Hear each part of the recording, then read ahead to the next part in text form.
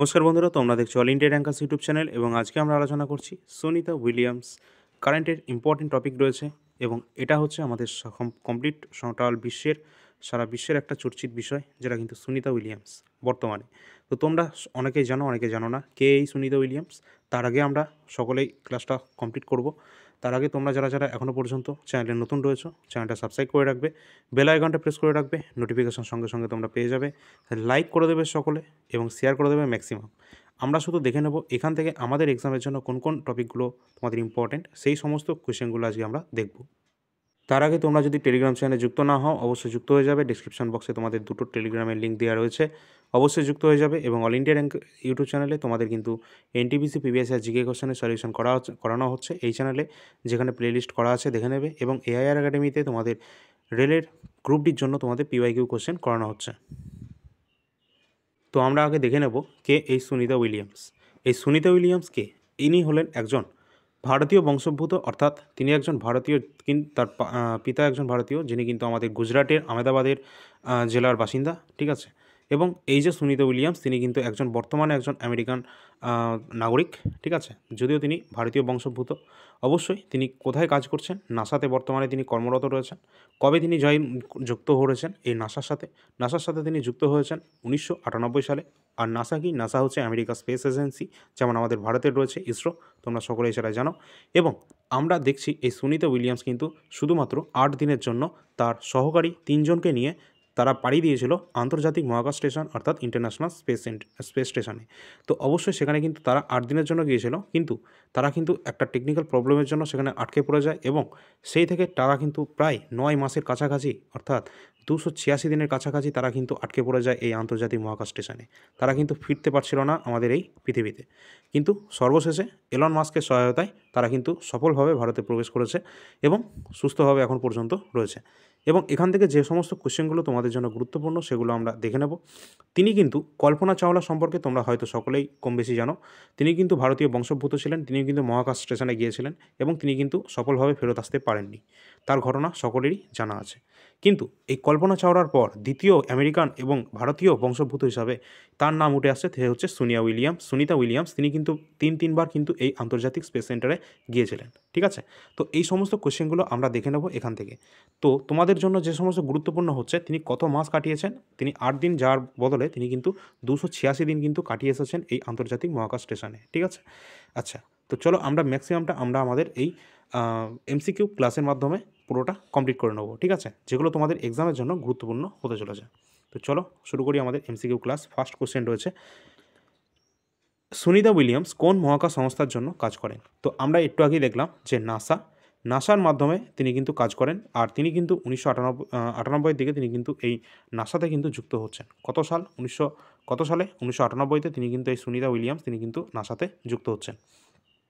NASA হচ্ছে American একটা মহাকাশ সংস্থা, যেমনটা আমরা বলেছিলাম। এটা প্রতিষ্ঠিত হয়েছিল কত সালে? এটা 29 জুলাই 1958-তে এই নাসা কিন্তু প্রতিষ্ঠিত হয়েছিল। হেডকোয়ার্টার কোথায় অবস্থান করছে নাসার? যেটা কিন্তু ওয়াশিংটন ডিসি, আমেরিকায় অবস্থান করছে এই নাসার হেডকোয়ার্টার। বর্তমান রাষ্ট্রপতি, যেটা কিন্তু এই রাষ্ট্রপতি বলতে এখানকার তোমাদের নাসার বলা হচ্ছে, যেটা কিন্তু তোমাদের জ্যানেট পেট্রা বর্তমান ভারপ্রাপ্ত রয়েছেন এবং প্রাক্তন প্রশাসক রয়েছেন বিল নেলসন। এছাড়া আমরা পরবর্তী যে কোয়েশ্চেন আছে সেটা দেখি। কোন মিশনটি 9 মাস মহাকাশে কাটানোর পর আন্তর্জাতিক মহাকাশ স্টেশন, অর্থাৎ ইন্টারন্যাশনাল স্পেস যে স্টেশন রয়েছে সেখান থেকে সুনিতা উইলিয়ামস পৃথিবীতে নিয়ে আসে? অবশ্যই যে আমাদের মিশনের মাধ্যমে যেটা কিন্তু আনা হয়েছে এই সুনিতা উইলিয়ামসদের, সেই মিশনটার নাম কি? যেটা কিন্তু স্পেস এক্স ক্রু 10 মিশন, ঠিক আছে। এক্সামের জন্য এটা কিন্তু সবথেকে বেশি গুরুত্বপূর্ণ, যেগুলো এক্সাম কিন্তু তোমাদের জিজ্ঞাসা করা হবে রেল সহ বিভিন্ন এসএসসি বিভিন্ন এক্সামে। তো চলো পরবর্তী কোশ্চেন কী আছে তার আগে দেখে নেবে 14 মার্চ 2025-এ স্পেস এক্স কার? অবশ্যই এলন মাস্কের যে স্পেস এক্সের ফ্যালকন 9 রকেটের মাধ্যমে এটাও আসবে, যেটা হচ্ছে ফ্যালকন 9 রকেটের মাধ্যমে যে সুনিতা উইলিয়ামস সহ 3 জন, অর্থাৎ 4 জনকে নিয়ে এই মিশন যাত্রা করেছিল, ঠিক আছে। এবং এই মিশনের নাম ছিল ক্রু 10, যেটা আমরা দেখলাম স্পেস এক্স ক্রু 10 মিশন, ঠিক আছে। পরবর্তী কোশ্চেন যেটা আছে, সুনিতা উইলিয়ামস কোন মিশনের অধীনে প্রথমবারের মতো মহাকাশ ভ্রমণ করেছিলেন? প্রথমবার সুনিতা উইলিয়ামস যখন মহাকাশ ভ্রমণ করছেন, আমরা বলেছিলাম যে সুনিতা উইলিয়ামস টোটাল তিনবার কিন্তু তার অভিজ্ঞতা রয়েছে এই আন্তর্জাতিক মহাকাশ স্টেশনে যাওয়ার, অর্থাৎ স্পেসে যাওয়ার। তো অবশ্যই সে যখন প্রথমবারের মতো গিয়েছিলেন তিনি, তো অবশ্যই সেটা কিসের মাধ্যমে সেটা ভ্রমণটা করেছিলেন, ট্রাভেল করেছিলেন? যেটা কিন্তু অবশ্যই STS 116 এটার মাধ্যমে তিনি কিন্তু ভ্রমণ করেছিলেন প্রথমবারে যেটা। পরবর্তী আমরা যদি এখান থেকে বিস্তারিত দেখে নিই, STS-116 যে মিশনটা ছিল এটা আন্তর্জাতিক মহাকাশ স্টেশন নির্মাণের জন্য একটি মূল মিশন ছিল, যেটা লঞ্চ করা হয়েছিল, যেটা কিন্তু আমাদের 9 ডিসেম্বর 2006-তে কিন্তু এটা লঞ্চ করা হয়েছিল এবং সুনিতা উইলিয়ামস মিশন বিশেষজ্ঞ হিসাবে কিন্তু কাজ করেছিলেন এই মিশনে, ঠিক আছে? এবং এই যে প্রথম যে মিশনটা হয়েছিল, সুনিতা উইলিয়ামস এখানে বিশেষজ্ঞ হিসাবে কাজ করেছিলেন এবং এই মিশনে 192 দিন তিনি মহাকাশে কিন্তু কাটিয়েছিলেন, ঠিক আছে? এগুলো কিন্তু গুরুত্বপূর্ণ কোশ্চেন এবং 4টি স্পেস ওয়াক পরিচালনা তিনি কিন্তু করেছিলেন, যেটা কিন্তু মোট সময় তার লেগেছিল কত? 29 ঘন্টা এবং 17 মিনিট। 29 ঘন্টা 17 মিনিট তিনি কিন্তু স্পেস ওয়াক করেছিলেন এবং 192 দিন তিনি মহাকাশে কাটিয়েছিলেন তার প্রথম যে মিশন, যেটা কিন্তু ছিল তোমাদের কি STS-116 মিশন, ঠিক আছে? এখানে কিন্তু তিনি মিশন বিশেষজ্ঞ ছিলেন। পরবর্তী প্রশ্ন আছে, যদি ভালো লাগে লাইক করে দেবে, কারণ এটা কিন্তু অত্যন্ত গুরুত্বপূর্ণ এবং ট্রেন্ডিং টপিক। এখান থেকে প্রশ্ন আসার সম্ভাবনা ম্যাক্সিমাম রয়েছে। শেয়ার করে দেবে সকলে যারা যারা ক্লাস দেখছো। পরবর্তী প্রশ্ন আছে, সুনিতা উইলিয়ামস প্রথম কবে মহাকাশে উড়েছিলেন? তো প্রথম কবে তিনি উড়েছিলেন একটু আগে আমরা দেখলাম 9 ডিসেম্বর 2006 সালে। এই যে আমাদের STS যে 116 যে মিশনটা, সেই মিশনের মাধ্যমে তিনি কিন্তু গিয়েছিলেন এই আন্তর্জাতিক স্পেস স্টেশনে, যেখানে তিনি 192 দিন কাটিয়েছিলেন, তাই না? তো এখানে কিন্তু আমাদের প্রথম যেটা হয়ে যাবে 2006 সালে। পরবর্তী আমাদের প্রশ্ন দেখব, এখান থেকে দেখে রাখবেন 9 ডিসেম্বর 2006 সালে STS মিশন, যেটা 116-এর মাধ্যমে তিনি কিন্তু গিয়েছিলেন। মহাকাশে যাওয়ায় ভারতীয় বংশোদ্ভূত দ্বিতীয় মহিলাকে অবশ্যই আমরা দেখে নেব সুনিতা উইলিয়ামস, যিনি কিন্তু মহাকাশে যাওয়া দ্বিতীয় আমাদের ভারতীয় বংশোদ্ভূত মহিলা। এর আগে কে ছিল? অবশ্যই কল্পনা চাওলা ছিল, ঠিক আছে? এবং বর্তমানে রয়েছেন সুনিতা উইলিয়ামস, যিনি কিন্তু একদম সফলভাবে তিনি ফেরত এসেছেন আমাদের এই পৃথিবীতে, আর্থে। আর ওখানে থাকাকালীন তো প্রচুর সমস্যার করতে হয়, তোমরা সকলে জানো, কারণ ওখানে না তো গ্র্যাভিটি আছে, না কোনো কিছু আছে, না তো অক্সিজেন আছে, ঠিক আছে? এমনকি তাদের থাকা খাওয়া ব্যবস্থা সব কিছুই খুব একদম কষ্ট করে তাদের থাকতে হয়। পরবর্তী যে প্রশ্ন আছে, কল্পনা চাওলার পর সুনিতা উইলিয়ামস হলেন দ্বিতীয় ভারতীয় বংশোদ্ভূত মহিলা, যিনি নাসার মাধ্যমে কিন্তু এই মহাকাশে গিয়েছিলেন। কার মাধ্যমে গিয়েছিলেন? নাসার মাধ্যমে, দুজনেই, ঠিক আছে? কল্পনা চাওলা প্রথম যখন গিয়েছিলেন, গুরুত্বপূর্ণ কোয়েশ্চেনটা, 1997 সালে স্পেস শাটল কলম্বিয়ার মাধ্যমে, এটা কিন্তু গুরুত্বপূর্ণ, স্পেস শাটল কলম্বিয়ার মাধ্যমে 1997 সালে এই কল্পনা চাওলা কিন্তু পাড়ি দিয়েছিলেন এবং একজন মিশন বিশেষজ্ঞ তিনি কিন্তু ছিলেন এবং প্রাথমিক রোবোটিক আর্ম অপারেটর হিসাবে তিনি কিন্তু উড়েছিলেন। পরবর্তী যেটা আমরা দেখছি পয়েন্ট, তিনি স্পেস শাটল কলম্বিয়া বিপর্যয় নিহত এবং তার সাথে কিন্তু 7 জন ক্রু সদস্য ছিল, ঠিক আছে? টোটাল 7 জন এবং তিনি সহ টোটাল 8 জন কিন্তু এই মিশনে কিন্তু অন্তর্ভুক্ত ছিল, যারা কিন্তু এই কলম্বিয়া এই 7 জন কিন্তু ক্রু সদস্যের একজন তিনি কিন্তু ছিলেন, 7 জন ছিল টোটাল, ঠিক আছে? তো এই 7 জন ছিল এই কল্পনা চাওলা সহ। অবশ্যই এই ঘটনাটা একটা মর্মান্তিক ঘটনা ছিল, তোমরা সকলেই জানো সেটা। পরবর্তী আমাদের কোশ্চেন আছে, সুনিতা উইলিয়ামস মোট কতবার মহাকাশে উড়েছেন? অবশ্যই আমরা একটু আগেই দেখেছিলাম যে টোটাল 3বার তিনি কিন্তু এই মহাকাশে উড়েছিলেন। এবার এই সম্পর্কে আমরা একটু দেখে নেব, এই 3বার তিনি উড়েছিলেন, যেটা এখান থেকে প্রশ্ন অবশ্যই আসতে পারে। ফার্স্ট আমরা দেখব তার প্রথম যে ফ্লাইট, প্রথম যে অভিযান যেটা লঞ্চ হচ্ছে কত সালে, যেটা কিন্তু 2006 সালে আমরা দেখলাম যে 9 ডিসেম্বর 2006 STS-116 মিশনের মাধ্যমে তিনি কিন্তু প্রথম ফ্লাই করেছিলেন এই মহাকাশে। পরবর্তী আমরা যেটা দেখছি এখানে আন্তর্জাতিক মহাকাশ স্টেশন, যেটা ISS ডকিং 11, যেটা কিন্তু ডকিং যেটা হয়েছিল আর কি, যেটা 11 ডিসেম্বর 2006 সালে হয়েছিল। তিনি লঞ্চ করানো হয়েছিল 9 ডিসেম্বর 2006, আর 11 ডিসেম্বর যেটা ডকিংটা হয়েছিল আর কি, স্পেস ডকিং। পরবর্তী আমরা দেখছি স্পেস ওয়াক হয়েছিল, এটা কতবার? এটা কিন্তু টোটাল মোটামুটি 4বার মতো হয়েছিল এবং মোট 29 ঘন্টা 17 মিনিট কিন্তু এখানে টাইম টোটাল লেগেছিল। এবং রিটার্ন তারা যখন আবার ফেরত এসেছিল, যেটা হচ্ছে 22 জুন 2007 STS-117 মিশনের মাধ্যমে তারা কিন্তু আবার ফিরে এসেছিল এই আর্থে। আর 116-এর মাধ্যমে তারা কিন্তু লঞ্চ হয়েছিল, তারা কিন্তু গিয়েছিল এই স্পেসে। এটা কিন্তু আমাদের প্রথম ফ্লাইট ছিল এই সুনিতা উইলিয়ামসের। এবার আমরা দেখে নেব সেকেন্ড ফ্লাইট বা সেকেন্ড যখন তারা যাচ্ছে, সেকেন্ড যাচ্ছে কত সালে? সালটা গুরুত্বপূর্ণ, যেটা 2012 সাল, ঠিক আছে? 2006-এর পর আবার 2012-তে যাচ্ছে, 15 জুলাই 2012-তে যাচ্ছে। স্পেস ওয়াক কতবার করেছে? এখানে 3বার কিন্তু করেছে। টোটাল 50 ঘন্টা এবং 40 মিনিট ধরে তারা স্পেস ওয়াক করেছে এবং তারা আবার পুনরায় ফিরে এসেছে 2012 নভেম্বরে, 19 নভেম্বর 2012-তে, ঠিক আছে? 15 জুলাই যাচ্ছে, আবার 19 নভেম্বরে ফিরে আসছে। পরবর্তী আমরা দেখছি 3বারের বেলায় যাচ্ছে, যেটা কিন্তু এইবারেরটা, যেটা কিন্তু এক্সপেডিশন তোমাদের 71 ভার্সেস তোমাদের 72 এর অধীনে সুনিতা উইলিয়ামস তৃতীয় মহাকাশ যাত্রা তার এটা, ঠিক আছে? বর্তমানে যেটা গিয়েছিল, যেটা কিন্তু উৎক্ষেপণ করা হয়েছিল কবে? 2024-এর জুন মাসের দিকে এটা কিন্তু উৎক্ষেপণ করা হয়েছিল স্টারলাইনের মহাকাশযান থেকে এটা কিন্তু উৎক্ষেপণটা করা হয়েছিল এবং আন্তর্জাতিক মহাকাশ স্টেশন যেখানে কিন্তু এটা গিয়েছিল আর কি, যেটা 6 জুন 2024-এ এটা কিন্তু একদম পৌঁছেছিল আর কি। উৎক্ষেপণ করা হয়েছিল 5 জুন, বাট এটা পৌঁছেছিল মহাকাশে যেটা মানে স্পেস সেন্টারে স্পেস স্টেশনে আর কি, যেটা কিন্তু 6 জুন 2024-এ। এবং মূল মিশনের যে সময়কালটা, যেটা কিন্তু 8 দিনের জন্য পরিকল্পনা করা হয়েছিল, তারা 8 দিনের জন্য যাবে, আবার পুনরায় ফিরে আসবে। কিন্তু একটা টেকনিক্যাল প্রবলেম, অর্থাৎ তাদের প্রযুক্তিগত সমস্যার কারণে তারা কিন্তু এটা আর ফেরত আসতে পারছিল না, ঠিক আছে, আটকা পড়া গিয়েছিল। এবং সেই কারণেই সেই ব্যবধানটা বেড়ে হয়েছে কত, 8 দিন থেকে প্রায় 9 মাস হয়ে গেল, ঠিক আছে, কত ব্যবধান বুঝতেই পারছো। তো 18 থেকে 19 মার্চ একদম শেষ, যেটা 2025-এর। স্পেস এক্স তোমরা সকলেই জানো, যেটা এলন মাস্কের স্পেস এক্স ড্রাগন মহাকাশযানের মাধ্যমে পৃথিবীতে তারা কিন্তু ফেরত এসেছেন একদম সফলভাবে, ঠিক আছে, সফলভাবে তারা অবতরণ করেছিল। চলো পরবর্তী আমরা পয়েন্টগুলো দেখে নিই।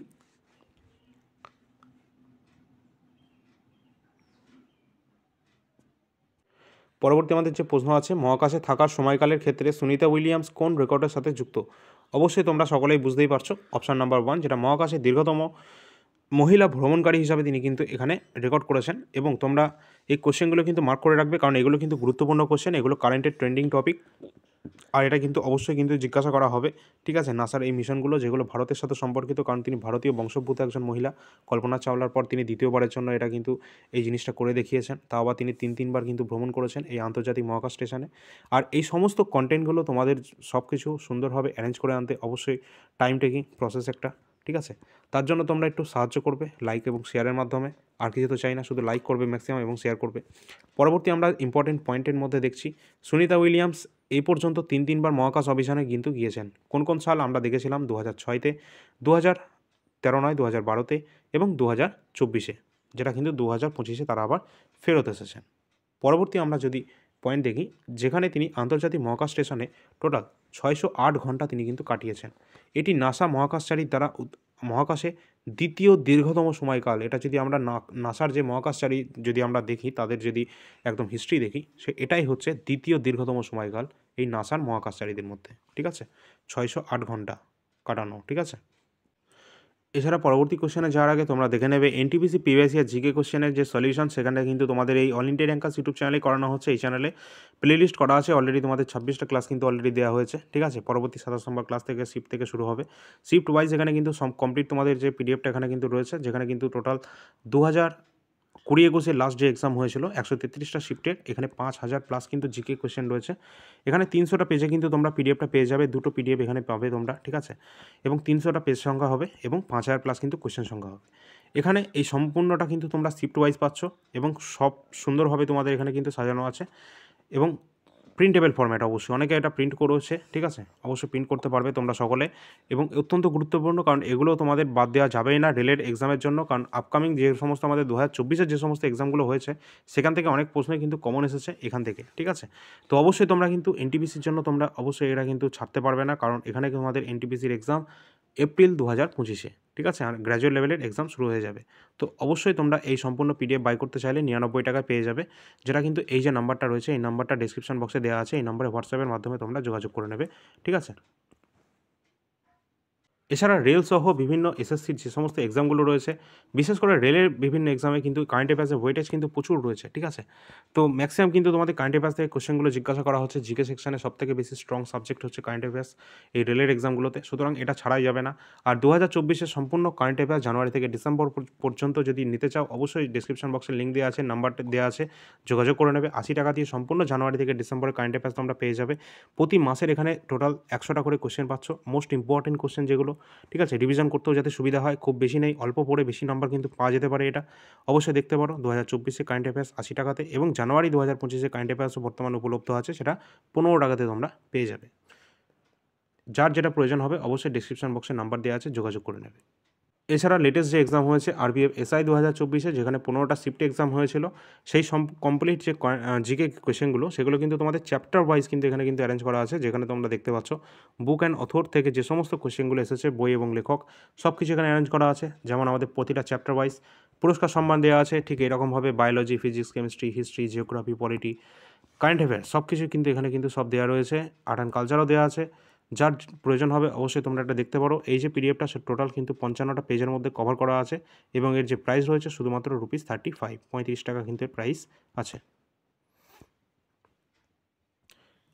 আর টোটাল আমাদের কাছে যে সমস্ত বর্তমান অ্যাভেলেবেল রয়েছে তার প্রাইস সহ এখানে তোমরা দেখতে পাচ্ছ, নাম্বারও দেওয়া আছে এখানে, এই নাম্বারে যোগাযোগ করবে হোয়াটসঅ্যাপের মাধ্যমে। এবং যারা এসএসসি জিডি 2026কে টার্গেট করছো, 2024-এ পিওয়াইকিউ জিকেটা কমপ্লিট করে নাও এবং 2025-এরটাও তোমরা খুব তাড়াতাড়ি পেয়ে যাবে, ঠিক আছে। অবশ্যই তোমরা এই নাম্বারে যোগাযোগ করবে যে কোনো পিডিএফের জন্য। আর রেলের জন্য কিন্তু কারেন্ট অ্যাফেয়ার্স এবং এনটিপিসি পিওয়াইকিউ জিকেটা সবথেকে বেশি গুরুত্বপূর্ণ। আর সায়েন্সের কোয়েশ্চেনটাও তোমাদের রেডি প্রায় হয়েই এসেছে, ঠিক আছে। যার যেটা প্রয়োজন আছে অবশ্যই তোমরা ডিসক্রিপশনের নাম্বারে যোগাযোগ করবে হোয়াটসঅ্যাপের মাধ্যমে। পরবর্তী আমাদের প্রশ্ন আছে, সুনিতা উইলিয়ামসের সাথে পৃথিবীতে ফিরে আসা মহাকাশচারীরা কে কে ছিলেন? অবশ্যই আমরা যেটা দেখছি, ব্যারি উইলসমোর, নিক হেগ এবং আলেকজান্ডার গোরবুনোভ, এই সকলেই কিন্তু ছিল এই সুনিতা উইলিয়ামসের সাথে, ঠিক আছে। এই চারজন কিন্তু টোটাল ছিল এই ইন্টারন্যাশনাল স্পেস স্টেশনে, যারা আটকে পড়েছিল এবং 9 মাস পর তারা ফিরে এসেছে। পরবর্তী প্রশ্ন রয়েছে, কোন মিশনের সময় সুনিতা উইলিয়ামস আন্তর্জাতিক মহাকাশ স্টেশন এর কমান্ডার হয়েছিলেন? যেটা কিন্তু আমরা সকলেই জানি, এক্সপেডিশন 33। এক্সপেডিশন যে 33 যে মিশনটা ছিল, এইখানেই কিন্তু এই সুনিতা উইলিয়ামস এই মিশনের কমান্ডার ছিলেন তিনি। পরবর্তী প্রশ্ন আছে, তার আগে আমরা একটু দেখে নেব, এই যে এক্সপেডিশন যে 33 এই যে মিশনটা ইন্টারন্যাশনাল স্পেস স্টেশনের একটি মিশন ছিল, যেখানে সুনিতা উইলিয়ামস কমান্ডার হিসেবে কাজ করেছিলেন। এটা লঞ্চ করা হয়েছিল 2012 সালের 15ই জুলাইতে, এবং এটা কিন্তু তোমাদের যে স্টেশনের সাথে সংযোগ করা হয়েছিল, যেটা কিন্তু 17ই জুলাই 2012তে, ঠিক আছে। 17ই জুলাই 2012তে এটা কিন্তু কানেক্ট করা হয়েছিল। পরবর্তী প্রশ্ন আছে,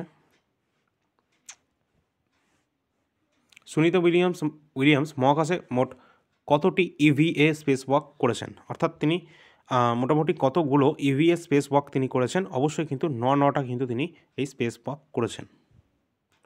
পরবর্তী প্রশ্ন আছে, সুনিতা উইলিয়ামস মোট কত ঘন্টা স্পেস ওয়াক করেছেন? কত ঘন্টা? যদি আমরা ঘন্টা হিসাব দেখি, টোটাল 9 বার তো করেছে, বাট 62 ঘন্টা 6 মিনিট কিন্তু তিনি স্পেস ওয়াক করেছেন। পরবর্তী প্রশ্ন আছে, বিজ্ঞান এবং প্রকৌশল অর্থাৎ প্রযুক্তির ক্ষেত্রে অবদানের জন্য ভারত সরকার কত সালে সুনিতা উইলিয়ামসকে দেশের তৃতীয় বেসামরিক আমাদের যে সর্বোচ্চ সম্মান রয়েছে, যেটা কিন্তু পদ্মভূষণ, যেটা কিন্তু সম্মানিত করা হয়েছে কত সালে? গুরুত্বপূর্ণ মোস্ট ইম্পর্টেন্ট কোশ্চেনের মধ্যে একটা, যেটা কিন্তু আমাদের রাইট অ্যান্সার হবে 2008 সালে কিন্তু সুনিতা উইলিয়ামসকে ভারত সরকারের পক্ষ থেকে তৃতীয় সর্বোচ্চ বেসামরিক সম্মান যে পুরস্কারটা, সম্মানটা, যেটা পদ্মভূষণ অ্যাওয়ার্ড, যেটা কিন্তু দেওয়া হয়েছে 2008-এ। পরবর্তী কোশ্চেন আছে, সুনিতা উইলিয়ামস তার কর্মজীবনে কত দিন মহাকাশে কাটিয়েছিলেন? টোটাল যদি তার কর্মজীবনের কতগুলো দিন তিনি মহাকাশে কাটিয়েছিলেন, তিনি তিনবার তিনি কিন্তু গিয়েছিলেন। টোটাল 608 দিন তিনি কিন্তু কাটিয়েছিলেন, এবং সবথেকে মোস্ট ডেজের সংখ্যা সবথেকে বেশি হচ্ছে এই থার্ড মিশনটা তার, ঠিক আছে, যেটা তার থার্ড মিশন ছিল, যেটা তারা ফেরত এসেছে। 8 দিনের জন্য গিয়েছিল, বাট 9 মাস তারা কিন্তু কাটিয়ে এসেছে।